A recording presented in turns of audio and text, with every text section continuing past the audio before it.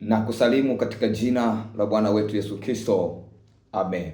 Ndugu msikilizaji, karibu katika kipindi cha tafakari ya neno la Mungu. Leo katika tafakari yetu ni ujumbe ambao tuliusoma siku ya jana, na kichwa cha habari kile kile cha kwamba mkono wa Mungu upo juu yako kukutendea mema. Mkono wa Mungu upo juu yako kukutendea mema. Tusome ujumbe huu kwenye kitabu cha nabii Ezra sura ya 8 mstari wa 22. Mstari wa 22, kitabu cha nabii Ezra sura ya 8, neno la Mungu linasema,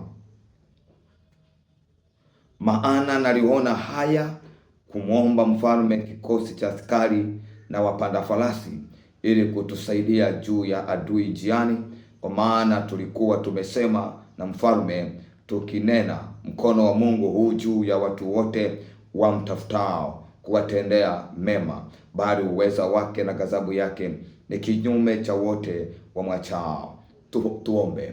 Mungu wetu na Baba yetu wa mbinguni, tunayo sababu ya kusema asante kwa kutupa nafasi nyingine tena leo, tukiwa na afya, tukiwa na pumzi, na wengine tuko makazini, na wengine tuko katika shughuli zetu za kila siku.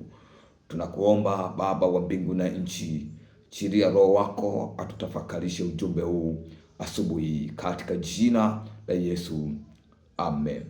Ndugu msikilizaji, ujumbe wetu mkuu unasema mkono wa Mungu upo juu yako kukutendea mema. Katika mstari tuliosoma ule sura ya 8 mstari wa 22 ambao tumeusoma, anasema kwamba maana naliona haya kumwomba mfalme kikosi cha askari wapanda farasi ili kutusaidia na adui na kutusaidia juu ya adui njiani, kwa maana tulikuwa tumesema na mfalme tukisema, mkono wa Mungu juu ya watu wote kuwatendea mema.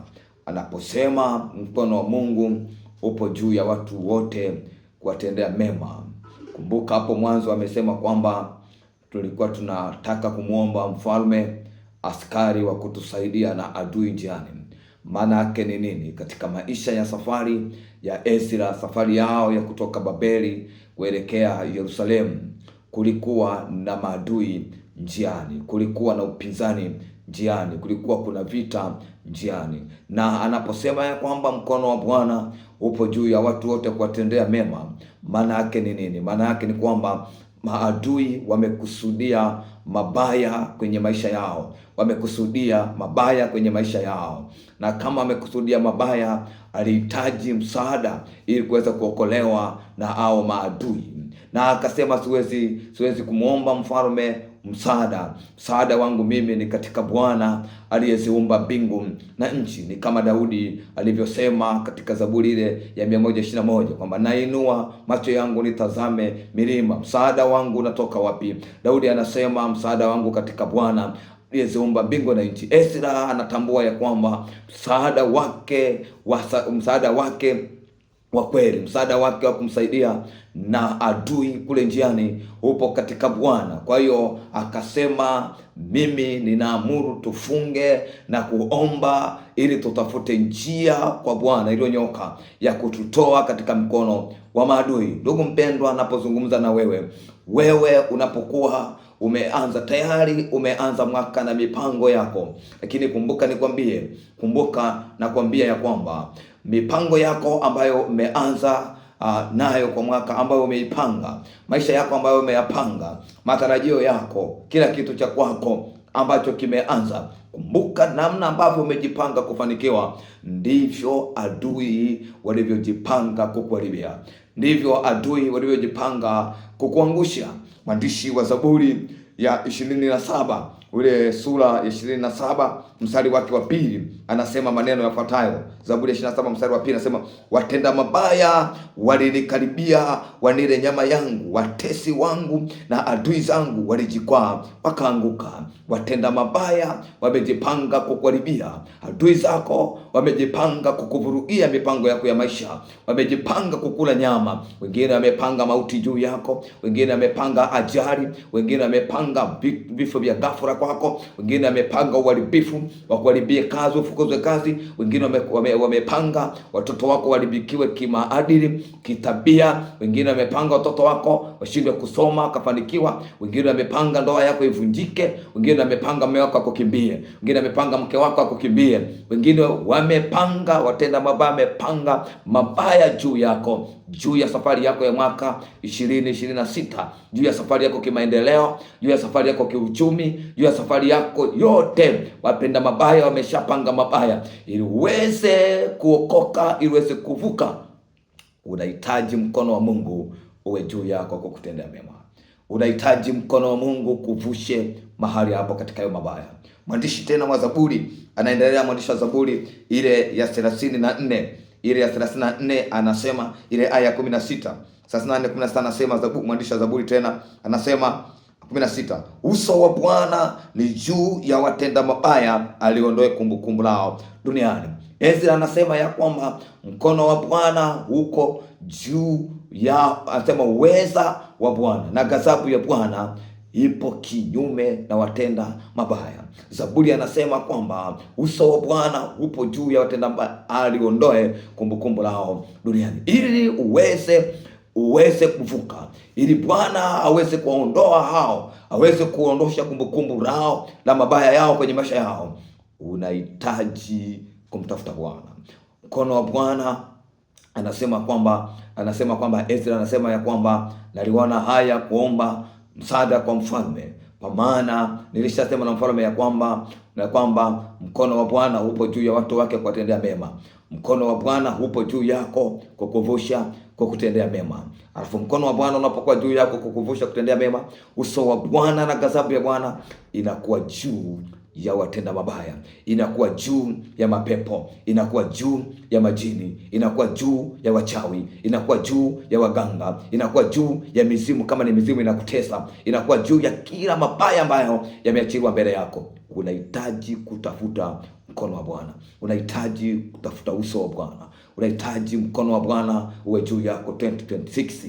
Mkono wa Bwana uwe juu yako kimaendeleo, maendeleo yako ya kiuchumi, maendeleo yako ya kiroho, maendeleo yako kibiashara, kazini kwako, nafasi yako kazini. Mkono wa Bwana uwe juu yako kutendea mema. Mkono wa Bwana ukuvushe, mkono wa Bwana ukuinue, mkono wa Bwana ukutoe mahali ulipo. Zaburi ile ya 37 ile aya 9, mwandishi wa Zaburi anaendelea kusema juu ya kushuhudia mkono wa Bwana unavyotenda mema kwake, unavyotenda mabaya kwa maadui.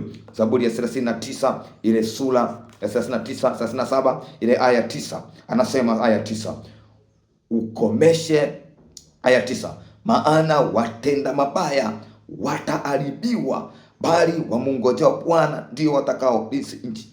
Watenda mabaya walioko mbele yako kurudia safari wataharibiwa.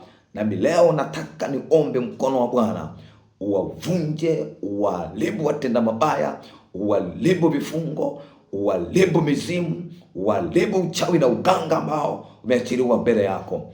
Unahitaji mkono wa Bwana katika jambo lako linaloanza.